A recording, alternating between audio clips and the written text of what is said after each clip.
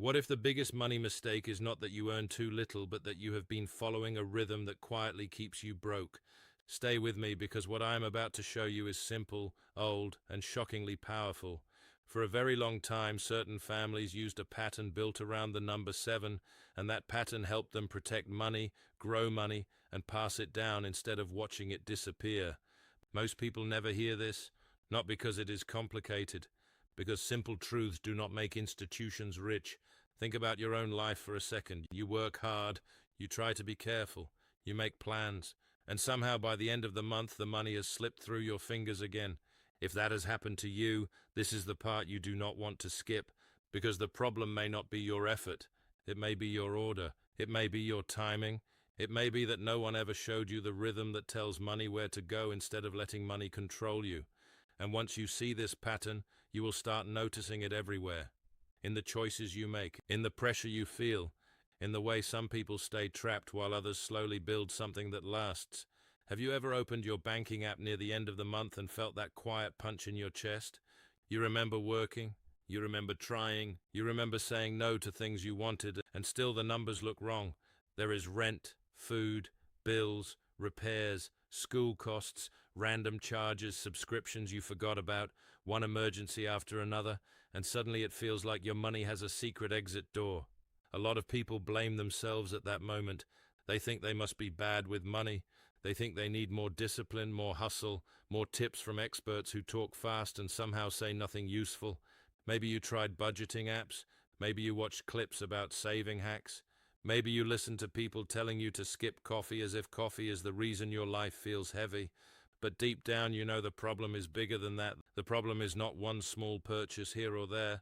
The problem is that your financial life can become scattered, reactive, and tired people do not make strong money decisions. They make survival decisions. They patch holes. They delay pain. They say, I will fix it next month. Then next month comes and the same story plays again. If this sounds familiar, breathe. That feeling is not proof that you are weak. It is proof that you were handed rules that were never designed to build lasting peace. I once knew a woman who worked harder than almost anyone I've ever seen. She did long shifts in healthcare during the day, then picked up cleaning work several nights a week just to keep the lights on and stay ahead of bills. She was disciplined, she was decent, she was not careless with money, but every time she saved even a little, life seemed to reach into her pocket and take it back.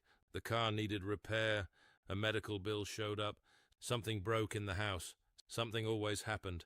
And the most painful part was not just the struggle, it was the confusion. She would look around and see other families who did not seem more talented or more exhausted than she was, yet they were buying homes, helping their children, building businesses, taking real rest, making plans beyond next Friday. So she started asking the question most people avoid because the answer might change everything. What do they know that I do not know? Not what do they own, not who do they know. What pattern are they following? That question matters, because sometimes the difference between always running and finally building is not a secret account or a lucky break. Sometimes it is a structure, a cycle, a quiet discipline repeated for years until it becomes protection, then stability, then strength. And that is where the rule of 7 begins. The 7-7-7 rule is not magic, and it is not some trick pulled out of thin air to sound mysterious. It is a practical rhythm. 3 sevens, 3 habits. 3 corrections to the way most people deal with money. The first 7 is about rest. The second 7 is about release. The third 7 is about giving first. Rest, release, give. That is the pattern. And before you dismiss it because it sounds too simple, remember this. The strongest systems in life are often the simplest. Breathing is simple. Sleep is simple. Seasons are simple. But if you break those rhythms long enough, everything in your life starts to bend in the wrong direction. Money is not just math, it is also behavior, it is emotion, it is pressure, it is timing, it is the story you tell yourself when fear rises. And if your pattern is constant exhaustion, constant obligation, constant clutching, then even good income can vanish. But if your pattern becomes clear, cyclical, intentional, then even modest income can begin to stretch, settle, and grow. Watch this closely, because the power is not in doing one dramatic thing one time. The power is in repeating the right rhythm until your life stops leaking energy. And when that happens, money starts acting differently around you. not overnight, but steadily, quietly. And that is how real change usually enters a person's life. The first 7 is the one most people ignore because it feels too soft to be powerful. It is the 7 of stopping, the 7 of rest, the 7 of stepping back before your mind turns noisy and desperate. I remember hearing an older woman explain how she and her husband arrived in a new country with almost nothing. No special connections, no polished advantage, no easy road, just grit, faith, and a tiny amount of money hidden away for survival. Yet within years they had a small shop. Later they owned the building too. And by the end of their lives, they had created enough stability to help the next generation begin from a stronger place. When asked how they did it, she gave an answer that sounded strange at first. She said the secret was not in how hard they worked. The secret was in when they stopped. That sounds backwards in a world that worships non-stop hustle. But think about it. When you never stop, you never truly see. You react. You rush. You accept bad terms because you are tired. You buy comfort because you are burned out. You confuse movement with progress. You keep going, but you stop steering. And people who stop steering can work 10 times harder and still drift farther from where they wanted to go in the first place. When you build one day of real rest into your life, something changes that no spreadsheet can fully measure. Your brain clears, your emotions settle, you see patterns you missed during the panic of the week. You notice waste, you notice stress spending, you notice that one small habit that is quietly draining you every month. You notice which work actually moves your life forward and which work only keeps you busy. This is not lazy rest, it is strategic rest, sacred rest if you want to call it that. It is a pause with purpose, a day when you stop chasing, stop selling, stop proving and start reviewing, a day when you ask, where did my money go? What did it buy me? What is this pace doing to my judgment? And is the life I am building actually worth the way I am building it? If you are working every single day right now and calling that ambition, listen carefully. Endless work without reflection is not strength, it is a trap. It feels noble at first, then it becomes expensive, so choose one day, not someday, this week. Turn down the noise, review your accounts, look at your habits without excuses. Think, breathe, write. Most people skip this because it feels too basic. That is exactly why it works. Slow clarity saves people from financial ruin more often than flashy investment talk ever will. Now the second 7 goes deeper, and this is where a lot of hidden weight starts getting exposed. The second 7 is about release, about not carrying dead financial weight forever just because it has been there a long time. A man once shared how he had built what looked like a successful life from the outside: property, income, respect, deals, momentum. Then the market shifted, the pressure hit, and suddenly he was buried under debt. He could not sleep. His marriage was under strain. He would sit in the car before work and feel frozen, not lazy, not weak, frozen, because the mind can only hold so much pressure before it starts shutting down. What changed his life was not a miracle check falling from the sky. What changed his life was a brutal review, a full audit, a season of release. He was told to treat that period not as proof of failure, but as a reset, a moment to stop feeding what was draining him. That idea hit him hard, because most people do not need more things to hold. They need permission to let go, and that is what the second 7 teaches. Every cycle, whether you do it every 7 months, every year, or every few years, you need a full money review where you look at every commitment and ask a dangerous question. If I was starting fresh today, would I sign up for this again? That question can change your whole financial life if you answer it honestly.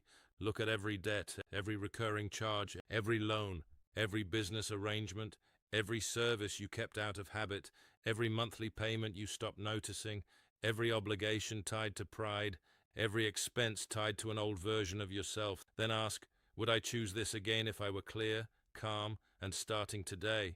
If the answer is no, that item deserves your attention. Some things need to be cut. Some need to be renegotiated. Some need to be sold, closed, paused, or ended. This is how people free up cash without earning a dollar more. This is how pressure goes down and peace comes back. The man I mentioned started doing exactly that. He sold what was dragging him under, even when it hurt his ego. He ended a draining partnership. He cancelled the silent charges that had piled up over the years. It was not instant. It took time. But at the end of that process, he was lighter, clearer, and finally keeping more of what he earned. That is the point. Wealth is not only what comes in, wealth is also what stops going out for no good reason. And do not miss this line because it matters. Clarity is one of the most profitable things you can build. Confusion is expensive, pride is expensive, delay is expensive, honest review is cheaper. The third seven is the one people fear the most because it asks for trust before comfort arrives. It is the seven of giving first, not later if there is enough left. First, there is an old story about a man with no safety, no home, and no clear picture of how his future would unfold.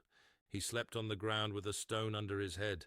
He had almost nothing, yet in that uncertain moment he made a promise that when increase came, a portion would never belong to him alone. Think about the power of that. He did not wait until life looked safe. He made space for generosity while life still felt fragile. That is the opposite of how most people are taught to live. Most people say, I will give after I feel secure, after the bills calm down, after I get ahead, after I finally breathe. But for many people, that after never arrives, not because they are bad people, but because money loves to fill every available corner unless you train it to flow with intention. Giving first interrupts greed, interrupts fear, interrupts the lie that survival comes only from tightening your fist harder. And no, this is not about being reckless. It is about putting generosity into the structure of your life so money does not turn your heart into a locked room. Strange as it sounds, some of the strongest builders are people who learned early that circulation matters. I remember an older widow who lived very simply. Small income, small apartment, no glamorous story. People worried about her because from the outside she looked vulnerable, but month after month she still gave a small portion away. Sometimes it was a tiny amount by most standards. Sometimes it was less than what many people spend on one casual meal without thinking. And every time people told her to stop, she would smile and say something simple. If I stop giving, I start living like fear is my provider. That line stays with me, because fear always sounds practical at first. Fear says hold everything. Fear says shut down. Fear says generosity is for rich people.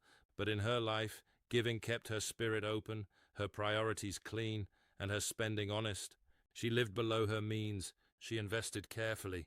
She avoided trying to impress anyone, and over the years her little savings became more stable than people expected, not because she chased every shiny opportunity, but because she kept her life ordered. She did not let panic run the room. That is an important piece people miss. Giving first does not work well when the rest of your life is chaos.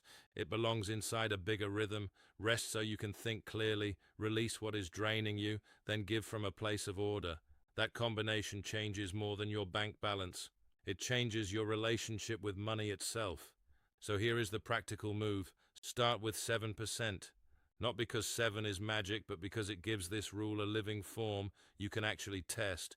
From your next paycheck, set aside 7% first. Before random spending, before emotional spending, before the week fills up with noise. If 7 feels impossible, the real lesson may not be that you cannot give. The real lesson may be that your whole system needs review. Because many people are not broke from one big disaster. They are drained by 1,000 unexamined decisions. Start the 7% with wisdom. Give where there is real need. Give where your values come alive. Give where it helps a person, a family, or a purpose that matters. Then keep watching over the next 7 months, not with superstition, with awareness. Watch your habits. Watch your mindset. Watch how often giving first makes you more careful with the other 93%. Watch whether peace begins to replace panic. Watch whether opportunities become easier to recognize because you are no longer moving through life like every dollar is your last breath. And if this feels uncomfortable, good. Real change usually does. The old pattern wants to stay in charge. It wants you to keep saying maybe later. But later is where most people bury the life they said they wanted. This is the moment to choose a new order. When you connect all 3 sevens, the pattern becomes clear. First, rest every 7th day so your mind does not drown in constant pressure. Second, every cycle, review and release what is not serving your life anymore. Third, from what comes in, give 7% first so money keeps moving through your life with meaning, not just fear. Rest, release, give. That is the rhythm. And once you really see it, you start realizing that many financial problems are rhythm problems before they are math problems. The person who never rests begins making tired decisions. The person who never releases carries old obligations like chains. The person who never gives starts living as if security comes only from control, and control becomes its own prison. But when you practice this rhythm, your work gets sharper, your expenses get cleaner, and your money starts serving a larger order instead of your daily anxiety.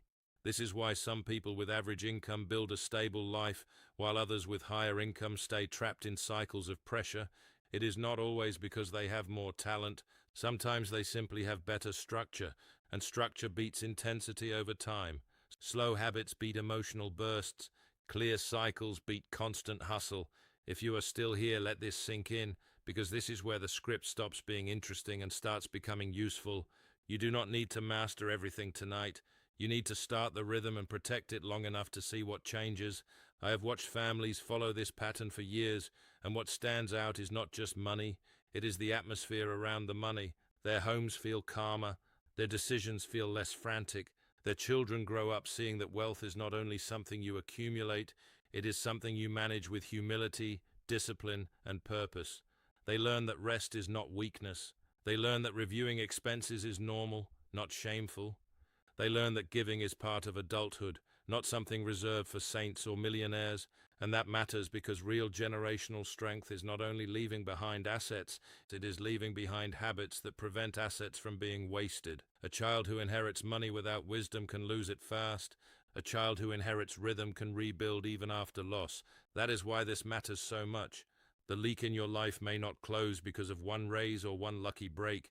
It may close because you stop living the same month over and over again, because you stop confusing exhaustion with ambition, because you stop paying for 100 small things that no longer match who you are, because you stop waiting for perfect conditions before choosing generosity. That is how a person moves from surviving to building, quietly, repeatedly, deliberately. And yes, it looks small in the beginning. Most powerful things do. Seeds look small too. So do keys. So does one decision that changes the next 10 years. If you want to put this into motion right away, make it simple. Pick one day each week when you stop working and review your life, not scrolling, not numbing out, reviewing. Then make a full list of every obligation and mark what needs to stay, what needs to be questioned, and what needs to go.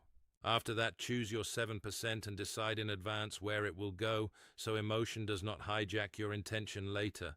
That is your starting point. 3 actions, 1 rhythm, then repeat. Week after week, cycle after cycle, month after month. Do not wait until you feel ready. Ready is one of those words that quietly steals years. Start imperfectly if you must, but start. And if you slip, reset. If you miss a week, return. If you panic, pause. If old habits pull on you, notice them without giving them the final vote. This is not about becoming extreme. It is about becoming ordered. Strong money lives in ordered lives, not perfect lives. Ordered lives lives where rest has a place, review has a place, generosity has a place, and fear does not get the final word every single month. That is the new look your financial life may be begging for. Not more noise, not more pressure, a better rhythm, a stronger rhythm, the rhythm of 7. So if something in you felt exposed while hearing this, that is not a bad sign. That is often the moment change begins. Your hard season does not have to keep repeating itself. The pattern can break, the leak can close, the fog can lift, but only if you are willing to stop copying the rhythm that keeps everyone tired, reactive, and always one step behind. Choose a different pace. Choose a cleaner structure. Choose to rest before you burn out, release before the weight crushes you, and give before fear hardens you. And then watch what happens. Watch how your thinking changes. Watch how your spending changes. Watch how your home feels when money stops being a monthly emergency and starts becoming a managed flow. If this message hit you deeply, write these words in your own way and let them settle into your mind. I choose a new rhythm with money. Then think of one person who is working hard but feels stuck no matter how much effort they give. Share this with them, because sometimes one piece of wisdom, heard at the right moment, becomes the turning point someone remembers for the rest of their life. Trust the rhythm. Rest, release, give. Then take the next step with open eyes and a steady heart.